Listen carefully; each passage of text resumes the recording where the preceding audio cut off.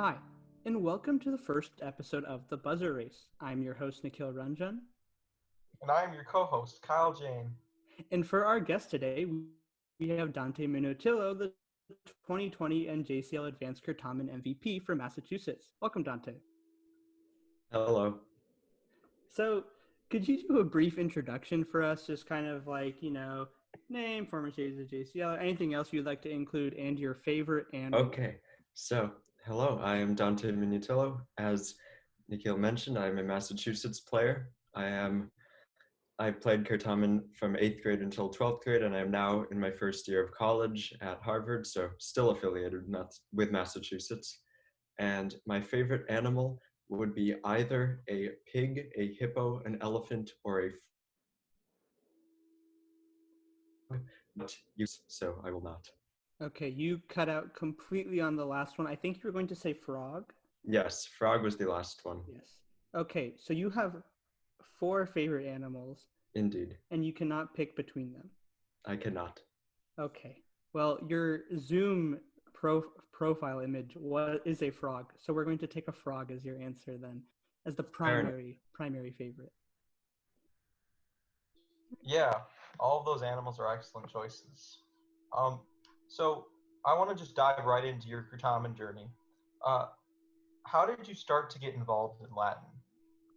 Okay, so the school I go to, which is Boston Latin School, is actually interesting because it's one of the few public schools in the country that actually requires 4 years of Latin. So I started in 7th grade, and I immediately liked the language. I thought it was really cool, just learning the grammar, getting through translations, seeing all these different declensions and endings that are just so different than English. But then in 8th grade, my friends who did Certamen started trying to persuade me to do Certamen. And at first I didn't want to, it seemed kind of silly, but eventually as I started going ahead in Latin, I was finally persuaded to come to a Certamen practice by my friend Charles, who was a history player. So I decided, okay, why not? I will stop by. And I came by. He basically explained to me like what a toss-up was. And so once I understood that, it happened completely by coincidence that the very first question they did in that practice was a translation question, which at the time was by far what I was best at. And so I actually got the very first toss-up question in that practice. And I had to leave about 30 minutes into the practice, but I immediately thought, okay, this is pretty cool. So I started coming back. I was very impressed by the non-language players, or even just like the PMAC players. There was one point where they did like 5 PMAC questions in a row, and this one person who no longer plays got all of them, and I was like, wow, that's pretty cool. So I decided to continue. Yeah, that's really cool. So you said in 8th grade? Yeah, it was like really late in 8th grade. It was just before our state convention, which is in April. And so at that point, I wasn't a JCL member. I was just going to the practices. So I didn't play at that state convention, but then my first actual tournament was the nationals after that. So 2016 nationals. Okay. So I think when people hear the name Dante Minutillo in the Latin sphere or the Certamen sphere, they think like really, really strong translator.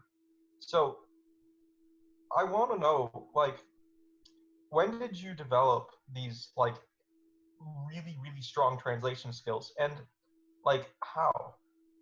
So I think the big thing with that is that until advanced, other than like occasionally, I never explicitly studied for Certamen in the traditional sense. I was just studying to learn Latin and get good at it in order to be able to read things. And so I didn't do like the standard Certamen path. I did actually read in 8th grade once I had started to go ahead and learn like subjunctive uses and stuff. I read through a lot of the syntax section in Alan and Greeno's, but I wasn't reading it for Certamen purposes really, but just because I wanted to learn the syntax. And then I read the Lingua Latina per se illustrata series by Hans Orberg, which is basically long connected passages with only Latin, the vocabs given either in Latin or with pictures. And so that really helped me get super kind of fluid with being able to read it. And so based on that, and then just being in practice, getting used to the patterns of how translations work, I got good at translations. And then it was only later, like in 10th grade, that I started to really study other categories seriously. Yeah, no, that's a really neat story because I don't think many people use the lingua latina per se illustrata. I think a lot of people just kind of memorize Alan and Greeno and just brute force, like slam it into their head, and then they become a pretty good language player, unless Alan and Greeno examples aren't really used. Yeah, I mean, there's definitely been situations where I've sort of argued with Nestorus, who was the advanced language player at the time. Like at one point in 9th grade, I wrote around, and for the advanced people, they found it a little frustrating because some of my questions and some of my teammates' questions were very whack, but especially the language, I did a lot of really weird, bizarre things. Like there was one sentence where it's just like a paragraph long and it asked what use of the accusative is in this sentence, and the answer is direct object. So anyway, he was really mad about that. Well, I wouldn't say really mad, but mildly frustrated. And at that point, I vowed to him that I would never use an Alan and Greeno example in a Kertamen question that I wrote, ever. I have since broken this vow because I've realized, like, realistically, it is just kind of how Kertamen works, that sometimes you need to use an Alan and Greeno example. And if it's like infinitive of result, Alan and Greeno literally quotes the only two infinitives of result, so you can't get around it. So I've mellowed on that view a bit, but I still believe that like it's important for language questions to be a mix of like pure memorization and also more application. Yeah, no, that's an interesting philosophy. I think there are a bunch of discussions on that and like how much do you want to do on pure memorization as opposed to a synthesis. Um, but yeah, so in terms of like your favorite category, obviously you were very well known for your language skills and language ability. Texas really remembers the bread and eggs from 2016. And I was wondering, how did you pick up the other categories as you went along? Because like at least in this year, like you started to pick up like, history, literature, myth, like how did you go about doing that? So basically what happened is it was kind of just super like all over the place in terms of how I learned the other categories. A lot of it was, so the Lingua Latina books, which I have mentioned, actually the second book is basically about the history of the Roman Republic. And so it actually goes through like passages of Livy, Eutropius, and all those types to get you through like the basic history. And so there's that, and then picking some things up in practice. And so I started to like get an idea at least of like what the names were for history, and then I would read through other sources, and then sometimes my friends would tell me funny things like Charles the Dude persuaded me to come to practice. I think at some point when I was still a novice, he told me like Valentinian the First died of having an aneurysm during negotiations because he just thought that was a funny story. So I picked up things here and there like that, and then like reading on Wikipedia to understand references. I also, when I was a novice, read SPQR, The History of Rome, which is not very good for Kertamen, but it definitely gets you like a general picture of things. And then it was kind of the same thing for literature. Like partly I just learned it from actually reading some of the texts, and partly I would sometimes just have fits of curiosity where I would go onto the Latin library website and just like pick some authors that were labeled on the front page or in like sub pages, and then just look them up and learn information about them. And myth, I just didn't really know much until this year, other than like what little I could pick up from practice. The occasional things I retained in Ovid's Metamorphoses. I think as an intermediate, I was really good at Biblis and Caunus and Phyllis and Demophon. If you asked me those, I could get them. Otherwise, probably not. And then, let's see, we got lit. Yeah, I already talked about lit. But basically, in the summer of 10th grade, when I was an advanced person, I thought it would be good to try to actually learn the other categories more systemically. So I made this big schedule. I was like, okay, I'm going to read all of Conti, all of Heichelheim within the 5 weeks for preparing for nationals. Let's just say that did not happen. I think I read like a little bit of Conti Part 2, and then I just gave up on that and decided to be history. And I read like some chunks of Heichelheim and then decided I'm just going to use the guides. But it still helped me get a little more knowledge, even if a lot of that I forgot right after 2018 nationals. It was still there in the back of my head. So once I started trying to be more systematic, I had that. And then after 2018 Yale Certamen, which was my second Yale as an advanced player, I noticed we were almost defeated by Kyle Jain's team, and Kyle got 2 out of the 4 literature off of me. And so I realized we don't really have a literature person on our team. So at that point, I went through Conti. I made lots of questions to try to learn everything. And yet, even after that, I don't think I've ever gotten more than 2 literature off Kyle in a finals round, because I kind of misprioritized. I learned things that are not going to show up. But I still think it was very helpful. And I guess myth this year, especially during the pandemic, I started coming to a lot of times when Danny and Jain were doing myth practices. They're both BLS myth people, so they would be doing myth practices online. I would come to those. I was also taking a myth tradition class in high school, which didn't go super in depth, but it still gave me a foundation. And then I was writing a lot more questions this year than ever before, and they would use that as an opportunity to kind of read around the myths that I was writing about. And so through kind of a combination of those things, I started to get into learning myth. And yeah, when I heard you were learning myth, as someone who's going to be competing against you in about 4 months, I was both terrified but also curious, because I was like, is he going to be able to actually become competent in mythology? Because it's a really, really deep subject. And yeah, the trip has just so much information. But you definitely proved, without any doubt, that you were able to become like an excellent mythologian, and we saw that with your Aristeas of Prognosis Buzz in the finals, which I consider to be the best myth buzz I've ever seen. Thank So, you. yeah, I want to talk about a couple of national tournaments you played in. So, you first played in 2016, correct? Yes, You were a novice at that time? I was. Yep. And you got 3rd place? Yeah, we were 3rd place. So, do you want to talk about like how you made finals and like the tournament?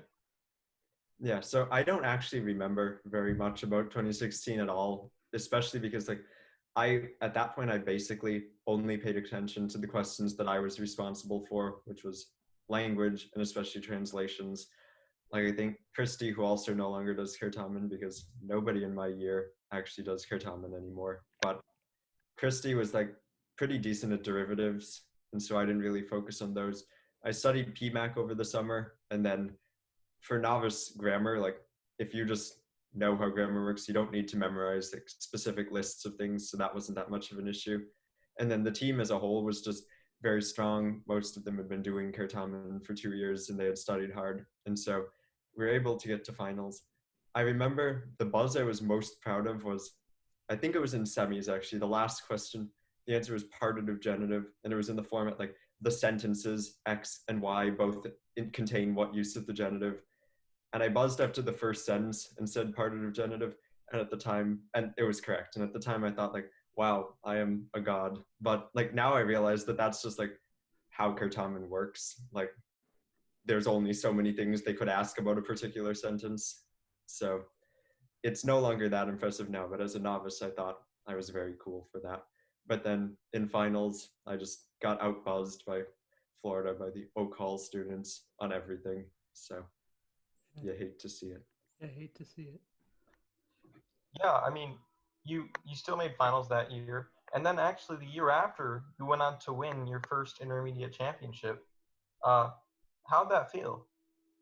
So it was a really cool feeling. It was a little sad that then the whole team that we won with, I was the only one who actually stuck with Certamen, but it was still very cool to win. Again, I don't really remember that much of it other than the infamous or famous bread and eggs question, which basically, if you weren't there, it was a sentence that was like, it was translating into English, and the sentence meant something like, Marcus went to the forum to buy bread and eggs with his own money, and so it's ut suis denariis panem et ova emeret. And so I heard panem, and I assumed the next word was going to be emeret, so I buzzed, and then I realized, wait, the next word is et, so there has to be another thing he's buying. And so it's just like, what is the first food that I can think of that has a Latin word?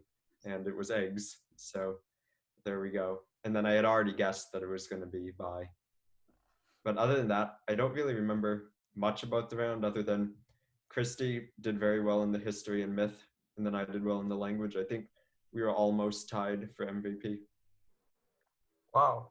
Yeah, that's an insane guess. Like, I wouldn't in a million years have guessed eggs. Um, yeah. So the next year, uh, you also win, and this time at the advanced level. You're on a team with Nestorus and Ting, and in this finals round, uh, your only two buzzes were misses, which is rather rare for you since you're usually like the top scorer of your team. Yeah, that's definitely by far my worst round. Yeah, so what do you think happened? So I think it's a couple of things.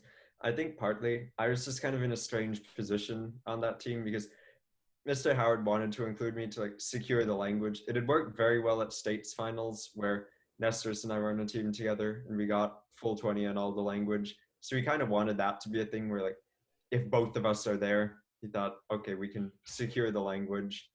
And so I think it did work in that I was able to help on Boney, but like Nestorus was always, probably still is, a faster language player than me. He knows lit. I knew a little history, but Ting knew more history than me, and then I knew no myth. So I didn't really have much of a place to stand out in that finals round. It was my first year of advanced. I still wasn't used to like the more memorization based studying the lists. And then my buzzes were just, one of them was just stupid, and one of them was, she said redire, and I thought she said rediere, like they returned. And so I just thought, okay, we got a verb. So I buzzed at the next word, and then I realized this is just not a sentence, and that must be redire. And now I'm screwed because there's no way I can just guess the second half of the sentence.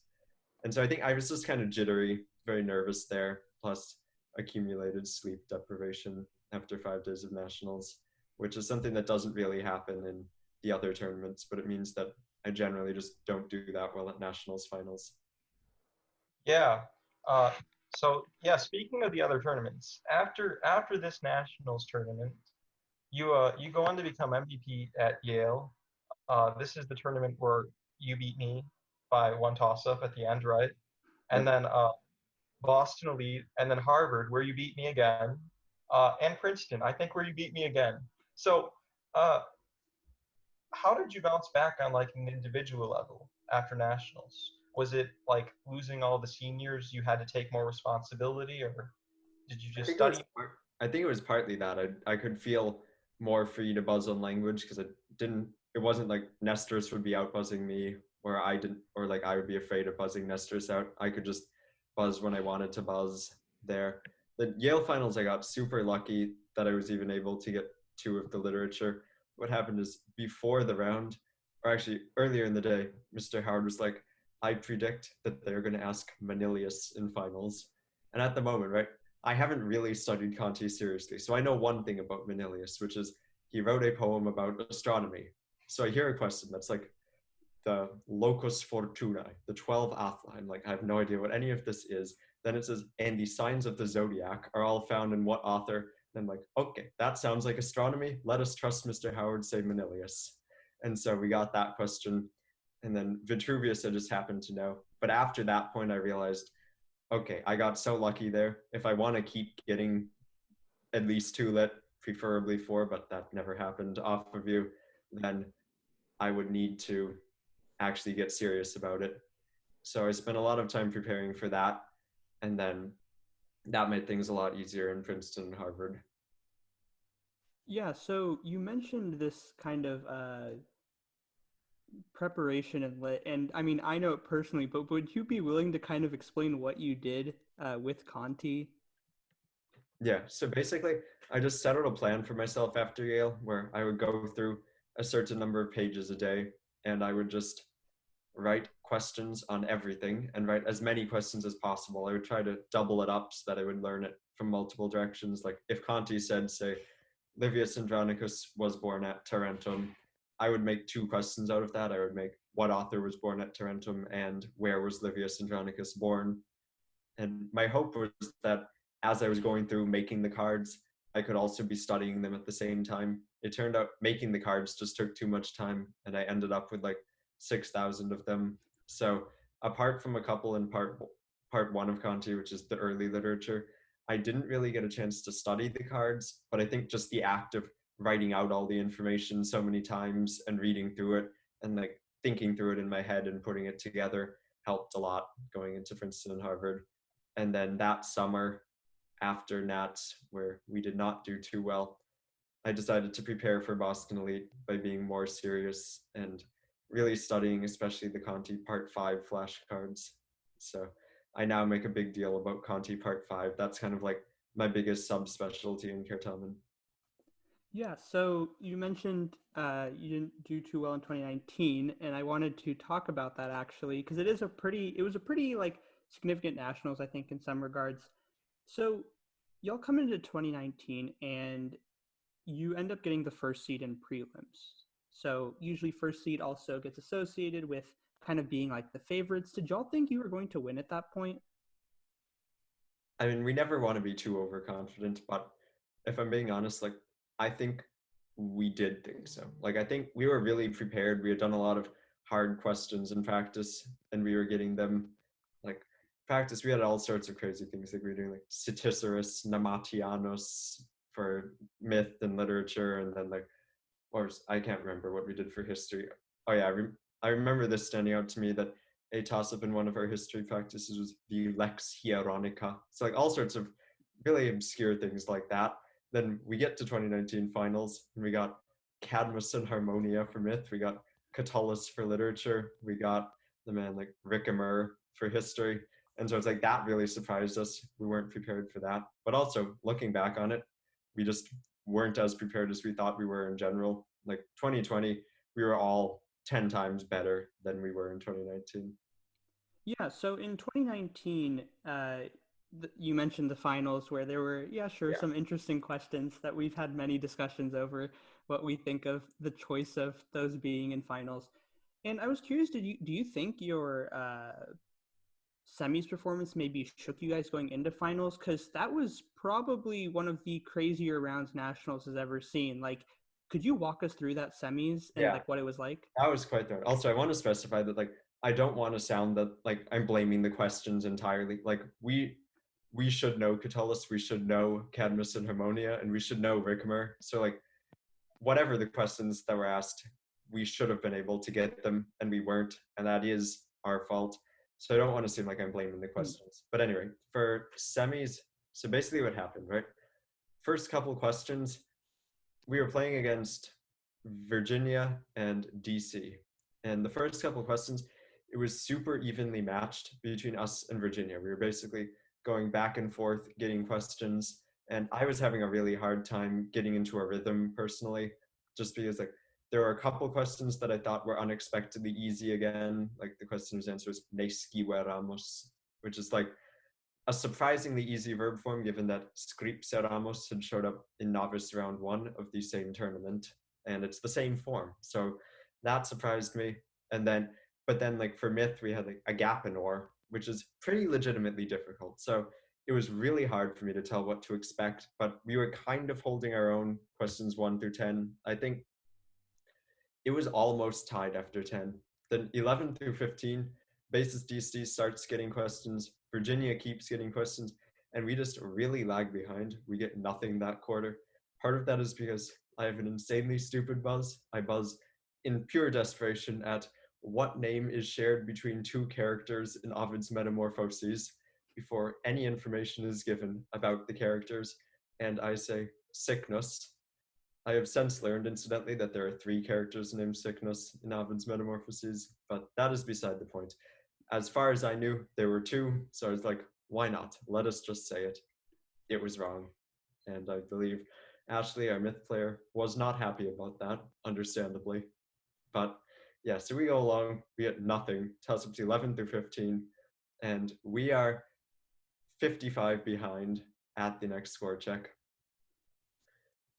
And yeah, there was also an incident which kind of shook me where we had a passage question and the moderator made a misreading in the passage question, which is understandable, but then he did a replacement passage, which is just way harder than the actual passage, and no one could really tell what was going on in the replacement passage, so that was dropped. And so I was mildly annoyed by that, let's say, because like I think I would have gotten the original passage even with the misreading. So that kind of just put me in a strange frame of mind. Then toss-up 16, basis DC got. So we had 17, 18, 19, 20, and we needed to get 60 points at least and not let Virginia get any. So this point, really stressful situation. And I've calculated, because I've been keeping count.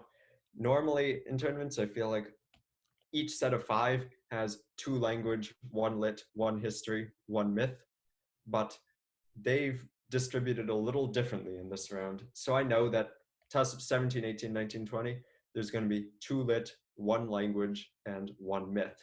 So the next question begins with the word poems. It's obviously a lit question. And he goes, poems to his wife, Claudia. And it actually, we got really lucky here because in our summer practice round, Statius, who is the answer here, was a toss-up in finals, and bonus 1 was who was Statius's wife. The answer was Claudia. I did not know that at the time because it was from Hadass, and I hadn't gone through Hadass that thoroughly. So if it hadn't been for that question in summer practice, I would have buzzed at wife Claudia, because I was going to buzz no matter what it was, and had no idea. So Mr. Howard is really good at the prediction thing and really coming in clutch there. So we got that. Then the bony were just fairly standard. Then, oh yeah, and I buzzed at poems to his wife Claudia, and I said the Silwai of Statius. And the question continued, like, wishing her to return to his hometown of Naples are found in what author's collection of poems entitled Silwai. So I technically, it could be argued, provided extraneous information when I said the Silwai of Statius, because the question was what author. It was accepted without a prompt. And for now, that was fine, but this will be important in just a couple minutes. Now, the next question was a bizarre translation. I believe it came out to mean the cobbler wondered or asked. So, oh, yeah, it's the cobbler, the shoemaker asked what else ought to have been done. So odd sentence with no context. And I buzzed, and my instincts were telling me sutor is a word meaning cobbler or shoemaker, but I wasn't 100% sure, and I didn't want to take the risk. So I thought, well, sutor comes from suo, meaning to sew. So it is a person who sews, and therefore I will say a sewer. Now, if you think about it, right, sewer has to be spelled S-E-W-E-R. That is the word sewer, like a thing water goes through. So it is completely inappropriate in this context to use sewer, which is just not how you pronounce that word and not what it means. But I'm like desperate, so I'm like, okay, can you accept this? And apparently they did not notice that I said sewer, meaning like where water gets drained, because they never brought that up. They spent ages looking through dictionaries. We're sitting here for a long time. They can't come to any resolution. They text the powers that be. And to this day, I do not understand how they could text that to them without realizing that the word I said, if spelled out, is obviously just not what I thought it was. But somehow that got by them, and they decided that a literal etymological rendering, whether it is an English word or not, they decided that the literal etymological rendering still showed understanding of the word and should be accepted. Now, during this time, which I recall it as being like a 15-minute challenge, I doubt it was. I think it was probably much shorter, but I recall it as being insanely long. Virginia also tried to challenge my Silwai of Statius answer, which was quickly dismissed, but that was just, the stress is really building at this point. Before they actually resolved the Sutor question, they moved on to the next one, which went, what native of Kirta? I buzzed there without thinking, and I learned afterwards, there are 2 natives of Kirta. There is Fronto and there is Minucius Felix. Luckily, I forgot that Minucius Felix existed, because if I remembered, I would have actually said Minucius Felix. So my lack of knowledge benefited me there. And I said Fronto, and that was indeed the author. Turns out bonus 2 was Minucius Felix. But so we got really lucky there. Then last question was going to be a myth question. At this point, we were up by 5, but if Virginia got the last myth question, which they had a pretty decent chance of doing, given that we had yet to get a myth question, I believe. Yeah, we had not gotten a myth question. So if they got the last myth question, we were done. But Ashley came in clutch. She buzzed at exactly the right point. We got 15 points on that, and we were in finals. But that was definitely the most stressful round I played. Those challenges were quite something, and there was definitely a good amount of luck there. Yeah, I mean, that is a really exciting experience. It sounds like quite the match to watch from a spectator's perspective. It also became the framing device for my college essay because it made such an impression on me and apparently on the admissions people. Yeah, no, that's really neat. And I'm curious, like, how that semis went and, like how you were feeling. And then you get through that. You get through the super tight round. You go to finals and you guys end up third, I believe. And I'm just wondering, like, after that finals, this is kind of like a moment, like, after 2018 where it didn't exactly go, like you guys won, but you personally, you didn't do very well, and you yourself have said, like, I don't really count that. Like, what did 2019 feel like with that result of, like, not getting the dub, so to speak? Yeah, it was definitely disappointing because I thought after semis, my thought was, well, whatever the match is, it can't be worse than that. So I thought we're probably fine. And then I remember Ting was texting someone. Ting was he was the history player in 2018. He's graduated at this point, and he was graduated then. He was texting about the match, and he said, a hard semis generally means you're in for a rough finals. And I was like, okay. Ting says things sometimes that aren't always grounded in reality. So I thought, okay, we're probably fine. We weren't fine, obviously. And so it was definitely disappointing because it felt like I thought we had put in so much work and we were so prepared, and then we just like couldn't seem to get any questions. We just couldn't find a rhythm for the entire round. We were always either hyper buzzing, getting things wrong, or getting out buzzed. And so we could just never find like the right pace to use, and the difficulty jumping around. Again, I don't want to blame the questions, but that didn't really help us get into a rhythm. Like one point it would be like a super easy stock lead in that we've heard a billion times, and so then we decide, okay, now that we've done that, next question, we're going to buzz in super quick, and then it's obscure. It's like what spring near Halicarnassus, and that's just like a super minor detail in Trip that Salmachus is near Halicarnassus, and we didn't know it. So very tough to get into a balance, and it was really disappointing, but I think the disappointment was balanced out by the fact that we had done so well in the other tournaments that year, especially since Harvard, we had played a Texas team and a Wisconsin team with similar people, and we had won. So I thought, okay, this is just a blip. We're going to come back better than ever in 2020. And we did just that. So I'm not too disappointed about it. Yeah, so as you mentioned, after this 2019, obviously we get into the 2020 season where, again, you have like lights out showing in all like the university tournaments that take place in Boston Elite once more. And now we're in the online setting. So the pandemic sets in. This is your senior year. We come online, and Michael Kearney puts on the Certamen Mini League. Yep. I believe 47 teams or something of the like show up, and your team, Boston Latin School, ends up winning this entire thing. And I was wondering, because this is kind of the last tournament. I mean, I know Massachusetts has the practice tournament and stuff before, and, the whole setup, but this is more or less the final tournament before nationals. And I was wondering, like, did this give you like a really big like boost in confidence that you're like, we just played against like more or less the nation, and we just set up like a pretty dominant performance? Like, do you think like this was like a really big positive going into Nats? It was definitely a really big positive. One thing I wasn't sure about was whether, like, given that Nats 2019 just kind of perplexed me with the difficulty level, I did not know what to expect for 2020. So I wasn't really sure how representative the mini league would be of Nat's difficulty and play style.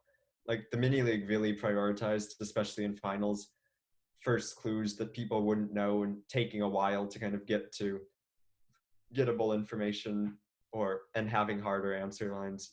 So in that context, I wasn't really sure, because I kind of always knew that like when the lead-ins are like that and it's more of a knowledge test, I feel like Massachusetts generally comes out on top. But in a buzzer race, we don't always. So I wasn't really sure how Nats was going to be like, and I didn't want the mini league to kind of set us up with any particular expectations. So I thought better to just take Nats as its own thing. Yeah, so now we enter like 2020 Nats. This is all online. We got the incredible Zoom general assemblies. We have the various matches, and people still get to watch. We still had YouTube streaming, so we got to see it happen live. And could you just walk us through this like 2020 like Nats, like in Kurtamen in general? Like, what was it like for you? So I think what helped is that this year in particular, I and the other BLS Kurtamen people had been super active on Discord throughout the year. Like we were constantly scrimming on Discord, practicing, getting in those extra reps, doing 1v1 tournaments, things like that. So we had been playing online the entire year. So when tournaments started being online, it was just like, we are used to this. This is kind of something we've been doing this entire year. We know how to do it. We've got that. And then Zoom wasn't that different than Discord from our standpoint. So that wasn't really an issue. Otherwise, like, it was definitely weird to not have a normal Nats, because like so much of Nats is like you encounter people in the cafeteria, you go up to them, you say, hey, how did you feel about this test, blah, blah, blah, whatever. But I felt that was actually mostly counteracted by the fact that when the mini league started, when Kearney did the mini league, that kind of brought people from every state into one server. And then from there, we kind of broke off into our separate Discord servers and places. But that meant we had ready-made avenues of communication with other people during Nats. That definitely softened a lot. Like before that, I had communication by text with Kyle, Nosa, and of the current players, that was like pretty much it outside of Massachusetts. So it's actually, ironically, the virtual Nats where you can't talk to anyone is the most I've ever talked to people from other states at a national convention. So in that way, it was actually a positive. Yeah, no, that's super neat. And I think that's a big positive that I think a lot of people have noticed is kind of how much interaction we get on the national level now, as opposed to this like once a year, like 6 days to hopefully run into some friends and stuff. Yeah, definitely. So yeah, I now wanted to talk about your Kurtamen run. So y'all end up getting second seed, I want to say, going into semis. Yeah, we were second to Virginia. Yeah, so y'all get second seed, and you're putting up a really strong performance in prelims. Like y'all are, I think, converted almost consistently over 200 every time, I want to say. I don't know if y'all drop under that at any point. I think so. I don't remember the scores exactly. Yeah, so you go into semis looking like a pretty strong team. You put up a fantastic performance in semis, and we get to finals where, as everyone who knows what happened in 2020 in JCL knows, that Mass ends up winning. And you as an individual, though, have like a lights out performance. So you get 6 toss-ups over 3 categories, which is a big thing for people to know. You got 3 language, 1 lit, unfortunately only 1 lit, and 2 mid, right? And how did it feel like, besides, just winning your last nationals, because I can only imagine how great that is, like putting on such a performance in like various categories that you've like only recently kind of, I guess besides lit, recently started picking up, like how does that feel? It felt really gratifying, just because it felt like the work that I've put in to kind of absorb myth and pick it up was really paying off. And lit, the question I got was the Conti Part 5 question. So the thing that I kind of know the most is what I got. It was just a very satisfying way to end my Kurtamen career as a player, I think, excluding things like Boston Elite. So I was super happy about that. But I also thought the team as a whole put in a really good performance. Like Ethan had some really good buzzes on history, like the Gabinius buzz. That was like some insane synthesis. One might say it is Payton Timarumenos level for those who understand the reference there. But it was just really insane synthesis that he did for getting Gabinius. And then like Danny had really good buzzes on the other two myth, the what's his name? Menestheus and Antenor. So Antenor. Yeah. That it was a really good moment as a team to be like the work that we've put in is paying off. Yeah, and so I'm kind of curious, like, with, so many highlights in your career and stuff, but maybe it's not necessarily from that. What do you have a favorite memory in JCL, or like maybe it's like a general thing as opposed to a specific moment, but do you have anyone in mind? I can't think of like a particular moment in a tournament that I'd say is my best buzz or favorite memory in that sense. I think, yeah, I can't really pinpoint any specific thing. I think the most like emotional I've gotten in terms of both stress and happiness was the 2019 semis at Nationals, which I talked about before. So maybe I'd say that was my favorite moment, even though it was definitely far from my best performance, but until the end. So I'd say that was probably my favorite moment just because of how many emotions I had to go through during that round. Oh, Kyle, your audio is just not there. Yeah. Can you hear me now? Yeah. Yes. Sorry about that. Yeah, so that 2019 semifinals round was like a really harrowing story. And it was a really, really impressive comeback you guys had. Now you're going to Harvard, and you're outside of the JCL. So where are you now post JCL? So I think I'm still going to try to stay as involved as I can. I'm still in like the Discord Kertaminatore server and other Kertamin practice servers where we have a bunch of people who are still novices, intermediates, active advanced players. And I think that's one of the coolest things about the current generation. Like I feel like in the past, when I was a novice, I knew none of the advanced people in Massachusetts other than like briefly meeting Nestorus and him like quizzing me on some grammar stuff.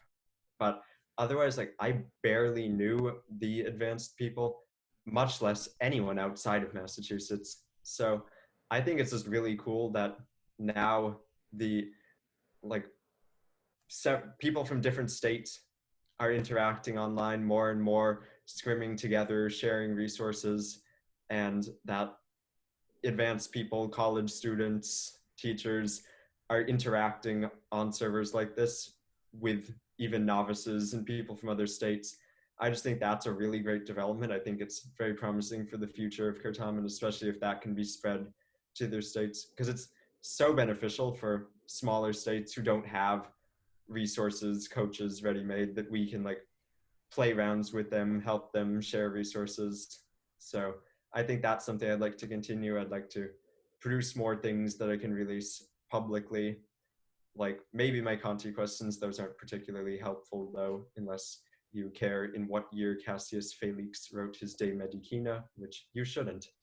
But that otherwise, like I plan to make more resources. I definitely plan to keep writing questions because I think there's a lot of things that the game is moving towards in a good direction that I just want to keep pushing for, which I did in the Premier Kurtamen League that we hosted last month, and then, or maybe more than last month now, but the Premier Kurtamen League, and then also just writing questions for the collegiate tournaments. There's definitely, I think I can make good contributions there. Yeah, so you played for 5 years, and you're continuing playing on Discord, and you're still writing questions and stuff. So Yeah. you're still really involved in the scene. So what are your thoughts on the scene, and are there any changes you would like to see in the scene in terms of like either question writing or just Kurtamen in general? So as I mentioned, I think a lot of the developments that have happened, especially this year, have been extremely positive and are going in a very good direction. I think a lot of the things that me and say Michael Kearney and other question writers are pushing for, I think, are making the game a lot more interesting in that sense. And I think the increased online community is really helpful. But I think the big thing is just getting that further so that states who have like not fully been brought into like the ring of this online community can still get in, and fostering a culture of being ready to share resources and not keeping them in a state.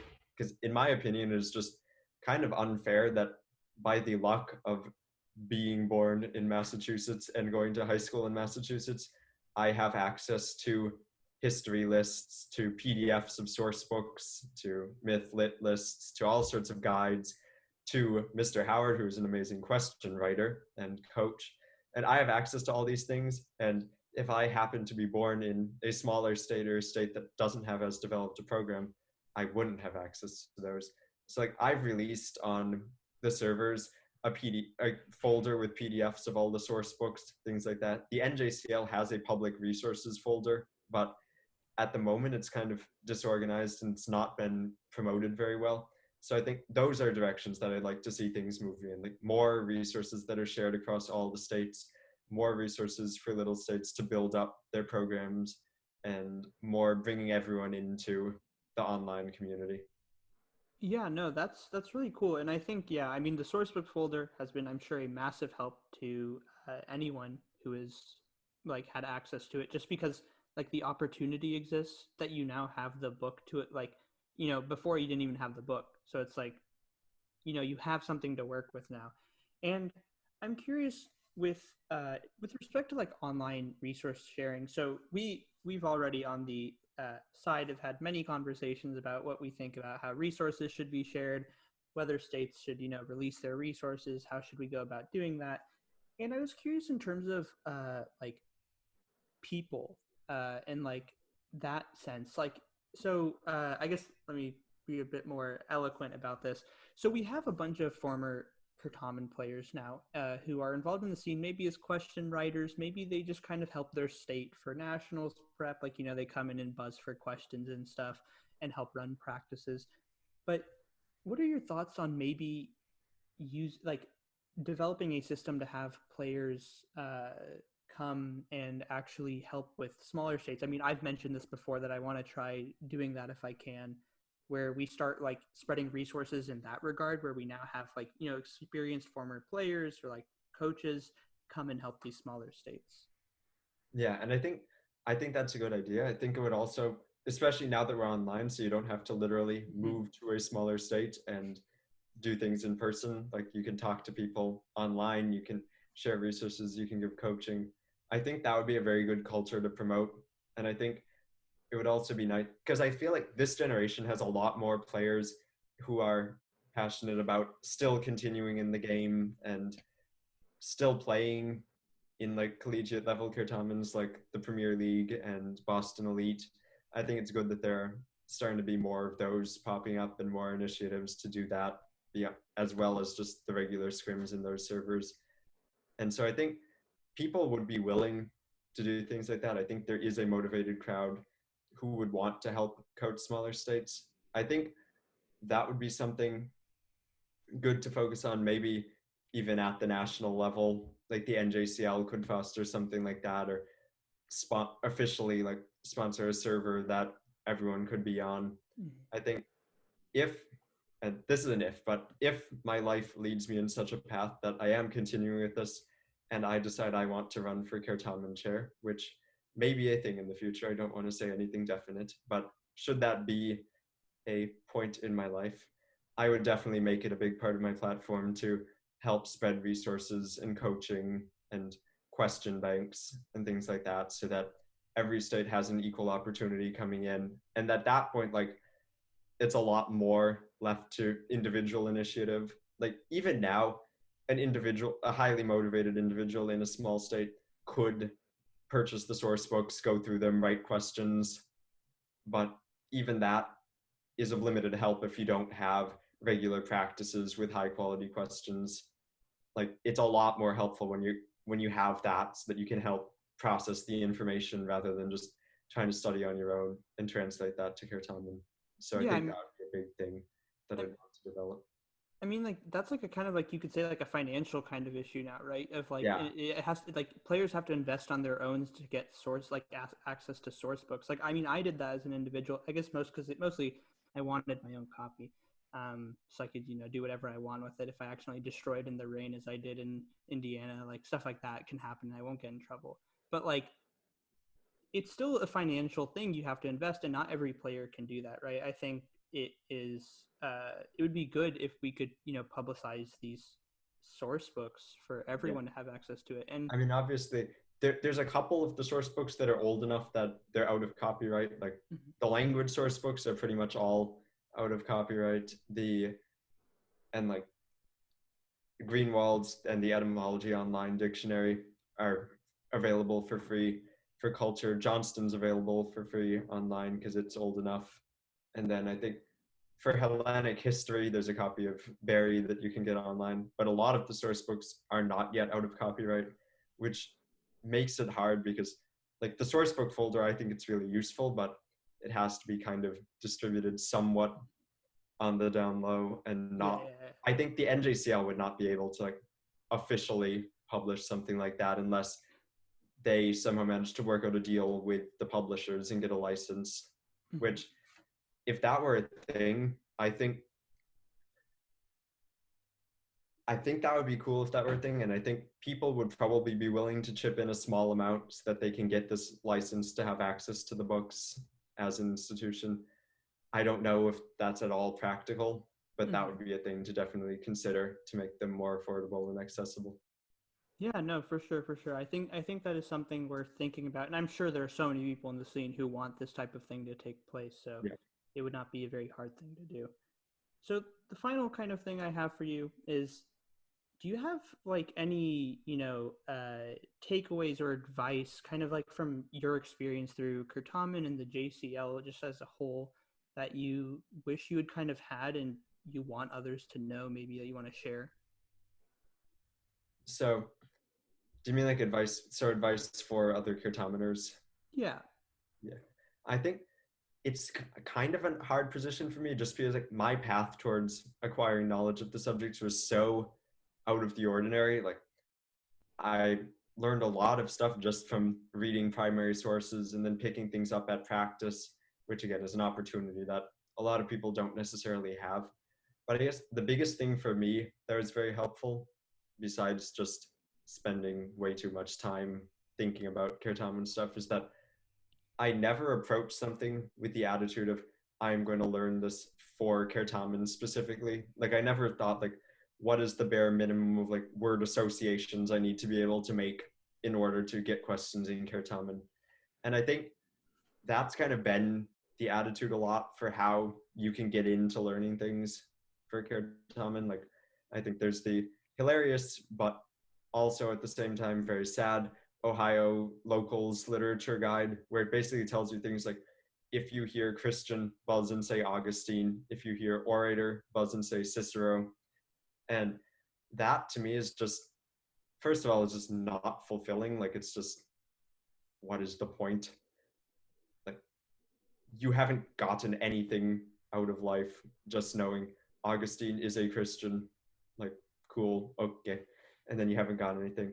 But also, increasingly nowadays, I think people like me, people like Michael Kearney, who are writing questions, are trying to emphasize actually knowing things, being able to synthesize, being able to know beyond the buzzwords. I think formats like what battle of 216 BC or what king of, I don't know, Caledon, whatever. Things like that, where it's like a clear phrase that you can just associate, are becoming way less fashionable. So I think the best way to get good at Kirtaman nowadays is to actually read for understanding, read beyond the guides, try to actually get something out of it, try to actually learn something beyond a simple word association. And I think that is what worked for me. So that's what I'd say. Yeah, no, I think that's pretty spot on. I think that's also probably one of the more fulfilling ways to go through Kirtaman. I think just knowing, like, deep cuts, as they say, is not particularly conducive to any like I mean, productive understanding. deep cuts are fun. Like it is fun to be able to say like the Tribune Junius Penus, and it's a cool flex. But it's also, if you just like have a word that you associate, that you hear from the source book, and you're like, oh, that calls to mind Junius Penus. Like, is there really a point to knowing him? Is how I've seen it. If it doesn't actually like, if you don't actually learn anything from it. So that's just kind of been my attitude this whole time towards learning things. And I haven't been able to completely avoid the word association, like especially for history, where I haven't always gone through and fully read the source books. There's been things where I just know a phrase or two that I can associate, but it's been very satisfying actually in the past couple days. I've been going through the history source books and listening to Mike Duncan's The History of Rome podcast, which really helps put things in context. And that's just been satisfying to see like these facts that I know as like disparate little points of information for Certamen kind of coming together into like a cohesive actual understanding. I think it's just a good feeling. Yeah, no, for sure, for sure. I think it is best when you can actually like put things together into a narrative. Yeah. So yeah, with that, thank you so much for coming on and sharing your story and your wisdom as always. And that's all for this episode of the Buzzer Race. Thank you. It was my pleasure.